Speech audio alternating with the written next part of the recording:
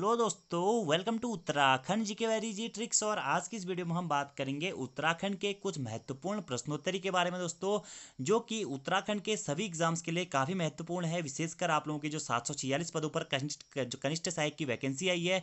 इसी के साथ साथ आबकारी प्रवर्तन सिपाही, उत्तराखंड पुलिस, वीडियो वीपीडी और उत्तराखंड के यूके ट्रिपल एस और यूके पीएससी के द्वारा जितने भी एग्जाम्स आयोजित कराए जाते हैं, सभी के लिए ये सीरीज आपकी काफ़ी महत्वपूर्ण है।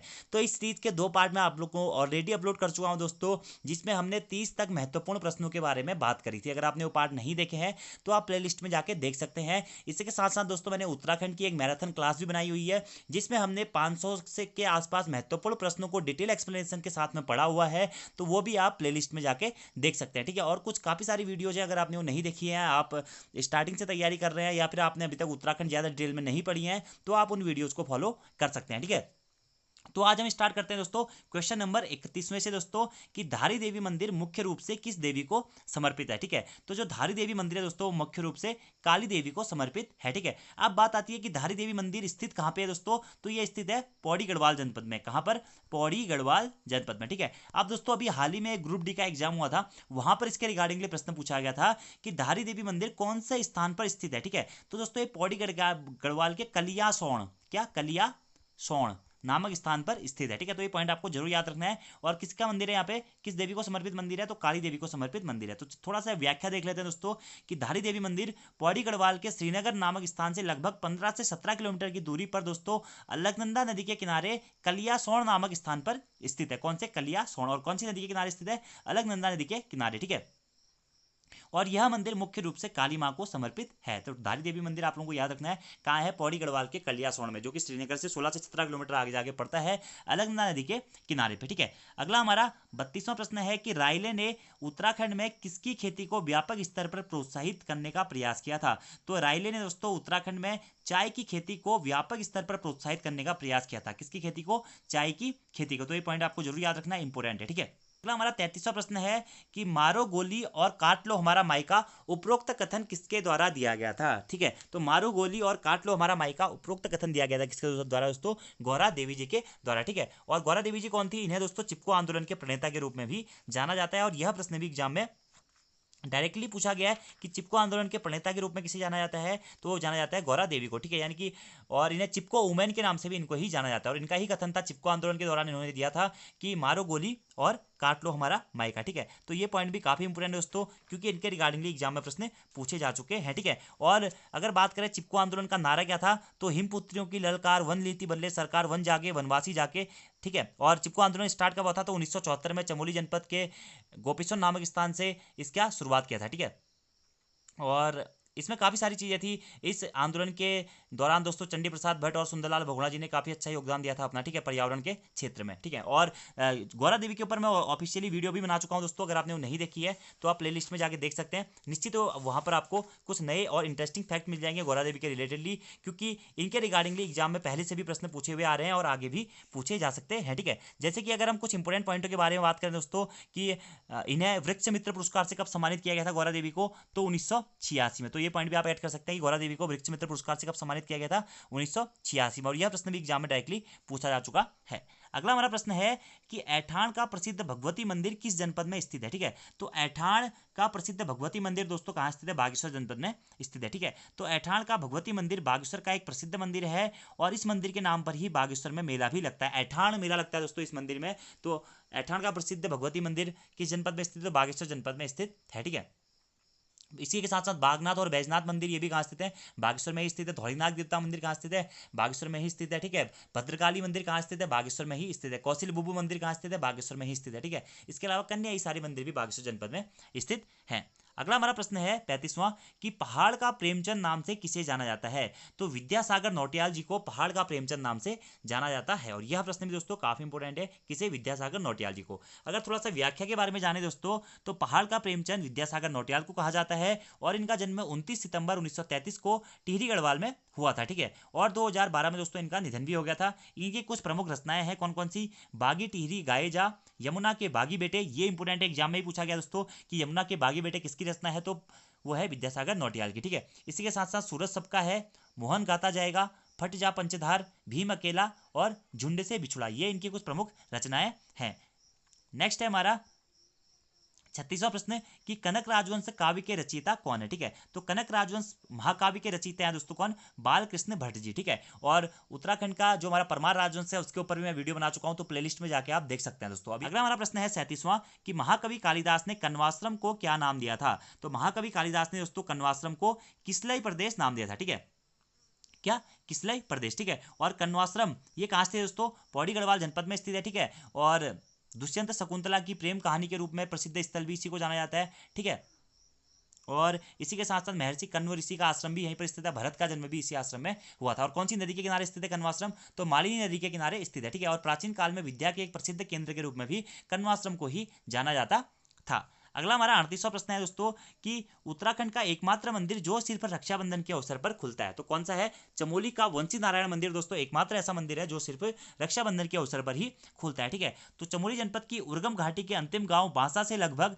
10 से 12 किलोमीटर की दूरी पर भगवान वंशी नारायण का प्राचीन मंदिर लगभग 12,000 फीट की ऊंचाई पर स्थित है। तो कहां पड़ता है, चमोली जनपद में पड़ता है क्या, वंशी नारायण मंदिर, जो कि सिर्फ रक्षाबंधन के दिन खुलता है। ठीक है, और कौन सी घाटी में पड़ता है, तो उर्गम घाटी के अंतिम गांव बासा से आगे पड़ता है। ठीक है, और वंशी नारायण मंदिर उत्तराखंड का एकमात्र ऐसा मंदिर है जिसके कपाट सिर्फ रक्षाबंधन के दिन खुलते हैं, और रक्षाबंधन के दिन ही दोस्तों इसके कपाट बंद भी हो जाते हैं। इस प्रकार इस मंदिर के कपाट साल भर में मात्र एक बार खुलते हैं, और यह मंदिर मुख्य रूप से भगवान विष्णु को समर्पित है। तो वंशी नारायण भगवान विष्णु को ही कहा जाता है, तो उनका ही मंदिर है चमोली जनपद में।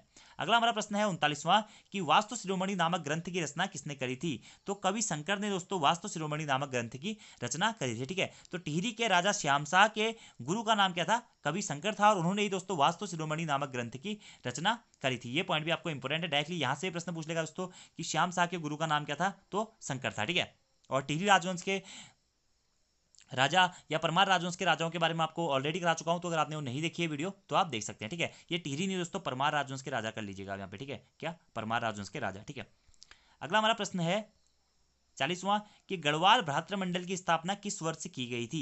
तो गढ़वाल भ्रातृमंडल की स्थापना दोस्तों 1907 में की गई थी, और यह प्रश्न प्रीवियसली एग्जाम्स में भी पूछा जा चुका है। तो 1907 में गढ़वाल भ्रातृमंडल की स्थापना मथुरा प्रसाद नैथानी एवं उनके कुछ सहयोगियों के द्वारा लखनऊ में की गई थी। तो कहां पर की गई थी, प्रश्न बन सकता है, लखनऊ में की गई थी। किसके द्वारा की गई थी, तो मथुरा प्रसाद नैथानी और उनके कुछ सहयोगियों के द्वारा की गई थी गढ़वाल भ्रातृमंडल की स्थापना कब, 1907 में। अगला हमारा प्रश्न है 41वां कि भड़ भंडारी माधोसिंह नामक नाटक का लेखन किसके द्वारा किया गया था।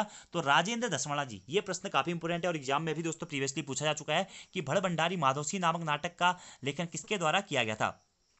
तो किसके द्वारा किया गया था दोस्तों, राजेंद्र दसवाड़ा जी के द्वारा किया गया था।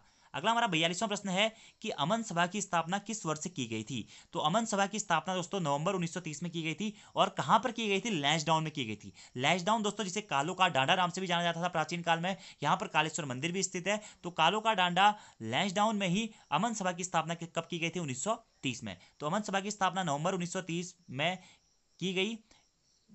कुछ गढ़वालियों तथा ब्रिटिश शासकों के सहयोग से लैंसडाउन में इसकी स्थापना की गई थी। ठीक है, और यह सभा ब्रिटिश प्रशासन का समर्थन करती थी। तो अमन सभा ब्रिटिश प्रशासन का समर्थन करती थी। अगला हमारा 43वां प्रश्न है दोस्तों कि Himalayan society of heritage and art conservation कहाँ स्थित है। ठीक है, तो Himalayan society of heritage and art conservation दोस्तों रानीबाग नैनीताल जनपद में स्थित है। ठीक है, तो रानीबाग नैनीताल में स्थित है क्या, Himalayan society of heritage and art conservation कहाँ स्थित है, रानीबाग नैनीताल में। तो इंपोर्टेंट है दोस्तों। और इसकी व्याख्या के बारे में दोस्तों बात करें तो उत्तराखंड में सबसे पहले पांडुलिपियों के संरक्षण की शुरुआत Himalayan society of heritage and art conservation द्वारा 2006 में की गई थी। ऐसा प्राचीन ऐतिहासिक दस्तावेज जो एक या एक से अधिक व्यक्तियों के द्वारा हाथों से लिखा गया हो और कम से कम 75 वर्ष प्राचीन हो उसे पांडुलिपि कहा जाता है। तो ये पॉइंट काफी इंपोर्टेंट है दोस्तों कि Himalayan society of heritage and art conservation कहाँ स्थित है, रानीबाग नैनीताल में स्थित है। और ये किस लिए काम करता है दोस्तों, तो उत्तराखंड में सबसे पहले पांडुलिपियों के संरक्षण की शुरुआत इसी आर्ट कंजर्वेशन के द्वारा की गई थी। और कब से की गई थी, 2006 से की गई थी। तो डायरेक्टली इस प्रकार का प्रश्न बन जाएगा कि उत्तराखंड में सबसे पहले पांडुलिपियों के संरक्षण की शुरुआत किसके द्वारा और कब की गई थी। तो 2006 में Himalayan society of heritage and art conservation Ranibagh Nainital के द्वारा की गई थी। ठीक है, नेक्स्ट हमारा 44वां प्रश्न है दोस्तों कि उत्तराखंड के किस क्षेत्र से गागली युद्ध का संबंध है। ठीक है, तो गागली युद्ध का संबंध दोस्तों उत्तराखंड के जौनसार क्षेत्र से स्थित है। ठीक है, तो जौनसार क्षेत्र कहां पड़ता है, देहरादून में पड़ता है, और वहीं से स्थित है क्या, गागली युद्ध का संबंध। तो पाइंता या दशहरा के समय दोस्तों गागली युद्ध के ठंडलों और पत्तों से होता है। ठीक है, तो पाइंता दशहरा के समय यह युद्ध जो हमारा गागली युद्ध है, गागली या अरबी के डंठलों और पत्तों से होता है। तो गागली युद्ध कहाँ होता है? तो ये जौनसार क्षेत्र में होता है। और कब होता है दोस्तों? तो पाइनता या दशहरा के समय पे यह युद्ध होता है, ठीक है। और इसे एक प्राचीन एक आप इसे उत्सव के रूप में भी जान सकते हैं। जौहर क्षेत्र का ये जौनसार क्षेत्र का एक उत्सव के रूप में इसे जाना जाता है, ठीक है। नेक्स्ट हमारा प्रश्न है 45वां कि वृक्ष मानव के नाम से प्रसिद्ध विश्वेश्वर दत्त सकलानी जी का जन्म किस जिले में हुआ था, ठीक है। तो टिहरी गढ़वाल दोस्तों इनका जन्म हुआ था, किसका? विश्वेश्वर दत्त सकलानी जी का, ठीक है। और उत्तराखंड का वृक्ष मानव किसे कहा जाता है? यह प्रश्न भी डायरेक्टली एग्जाम में काफी बार पूछा गया दोस्तों, और आगे भी पूछा जा सकता है उत्तराखंड का वृक्ष मानव, ठीक है। तो विश्वेश्वर दत्त सकलानी जी को ही दोस्तों उत्तराखंड का वृक्ष मानव कहा जाता है। किसे? विश्वेश्वर दत्त सकलानी जी को। और इनके बारे में कहा जाता है दोस्तों कि इन्होंने एक मतलब लगभग 1 लाख या 1.5 लाख 1 करोड़ के आसपास इन्होंने पेड़ लगाए थे, ठीक है। डायरेक्टली मुझे याद नहीं आ रहा, शायद 1 करोड़ या 1.5 लाख के आसपास इन्होंने पेड़ लगाए थे, ठीक है। और इसी कारण दोस्तों इन्हें 1986 में वृक्ष मित्र पुरस्कार से भी सम्मानित किया गया था, ठीक है। तो विश्वेश्वर सकलानी जी को वृक्ष मित्र पुरस्कार से कब सम्मानित किया गया था? 2006 में, ठीक है। और मेनली एक स्वतंत्रता संग्राम सेनानी के रूप में भी इन्हें जाना जाता है, और साथ ही साथ उत्तराखंड का वृक्ष मानव भी इन्हें कहा जाता है, ठीक है। और इसी अगला हमारा प्रश्न है दोस्तों कि उत्तराखंड के किस स्थान में सिस्टर बाजार स्थित है, ठीक है। सिस्टर बाजार कहाँ स्थित है? ये मसूरी में स्थित है दोस्तों, इंपोर्टेंट है, ठीक है। अभी हाल ही में एक प्रश्न आया था दोस्तों फॉरेस्ट गार्ड के एग्जाम में कि उत्तराखंड में लाल कुर्ती बाजार कहाँ स्थित है? क्या लाल कुर्ती बाजार? तो ये कहाँ स्थित है? रानीखेत में स्थित है, ठीक है। रानीखेत के साथ साथ कहाँ पे स्थित है दोस्तों? रुड़की में भी स्थित है, ठीक है। रुड़की वाला ऑप्शन में नहीं था, आयोग ने रानीखेत को आंसर माना था। उसी प्रकार से ये प्रश्न बन सकता है कि उत्तराखंड में किस स्थान में सिस्टर बाजार स्थित है? तो मसूरी में दोस्तों सिस्टर बाजार स्थित है, ठीक है। तो मसूरी का संस्थापक कैप्टन यंग को माना जाता है, और ये आयरलैंड के रहने वाले थे, और यह प्रश्न भी इंपोर्टेंट है, एग्जाम में पूछा गया, ठीक है। मसूरी का संस्थापक कौन है? कैप्टन यंग, ठीक है। मसूरी के अन्य दर्शनीय स्थलों के बारे में बात करें दोस्तों तो बैनोग हिल, हैप्पी वैली, लंडौर बाजार, ठीक है। लंडौर मसूरी के प्राचीन नाम के रूप में भी जाना जाता है। Kulri Bazaar, Kempty fall, Camel's Back, Mossy जलप्रपात, भट्टा जलप्रपात, झाड़ीपानी फॉल, बार्लोगंज और लेक मिस्टे मसूरी के कुछ पर्यटन स्थल हैं। तो इनमें से भी डायरेक्टली आपसे प्रश्न पूछ देगा दोस्तों। भट्टा फॉल पूछा गया एग्जाम में, मसूरी में है। झाड़ीपानी फॉल, ये भी मसूरी में है। बार्लोगंज, लेक मिस्टे, मैसी प्रपात, कैमल्स बैक, ठीक है। कैमल्स बैक दोस्तों नैनीताल में भी स्थित है। कैम्पटी फॉल जो कि मेनली टिहरी में पड़ता है, लेकिन मसूरी के पास में ही स्थित है, ठीक है।